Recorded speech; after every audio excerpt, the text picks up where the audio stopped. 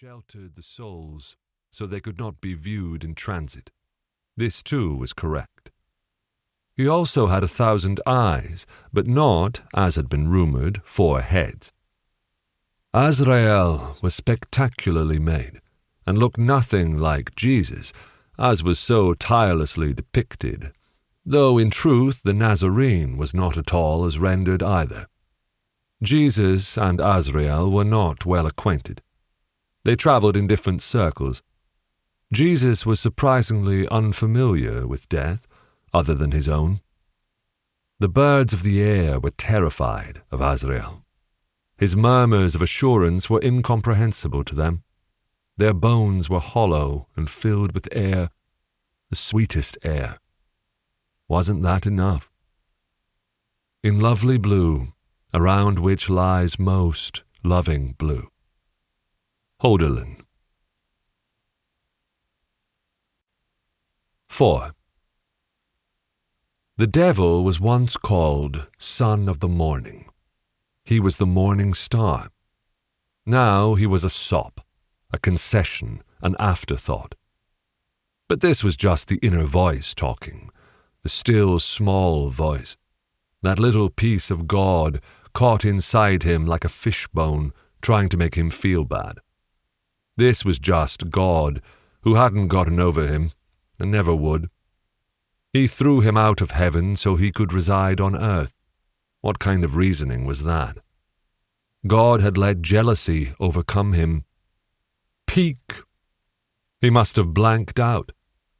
And in the devil's estimation, he had never blanked on again. He had doubled down in the loving the little human children department at the expense of everything else. It was all so credulous and sentimental, and people just lapped it up. Such love could not be over-justified. The situation was unsustainable. The devil clawed a bit at the sight of the lodged fishbone, which was hardly a torment, but more than an irritation. His heart beat on unperturbed. He had a good strong heart still, one that had never given him any trouble. Morning Star. 5. A dreamer is dreaming. 2 young men visit him. They are thin and blonde. They wear jeans and a somewhat foreign-looking blousey garment. They are here, they tell him. They lead him into a large arena with clean sawdust on the floor. It is pleasantly bright, but he's unsure as to where the light is coming from. The windows that he notices are covered with black cloth or paper.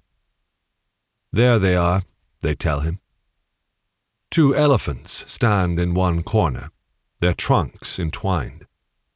His instinct is to speak, to ask a question, but then he feels it is better to be quiet. He is quiet. Touch them, one of the angels says. He makes his way toward the elephants. He walks and walks. The light never wavers, though surely darkness has fallen by now. Opportunity. 6. One of the most important philosopher-theologians of Western Europe in the High Middle Ages was the Franciscan John Duns Scotus. He wrote on grammar, logic, and metaphysics, and was praised for the nuance and complexity of his thought. 2 of his most dazzling and beautiful concepts concerned hexaity and the univocity of being.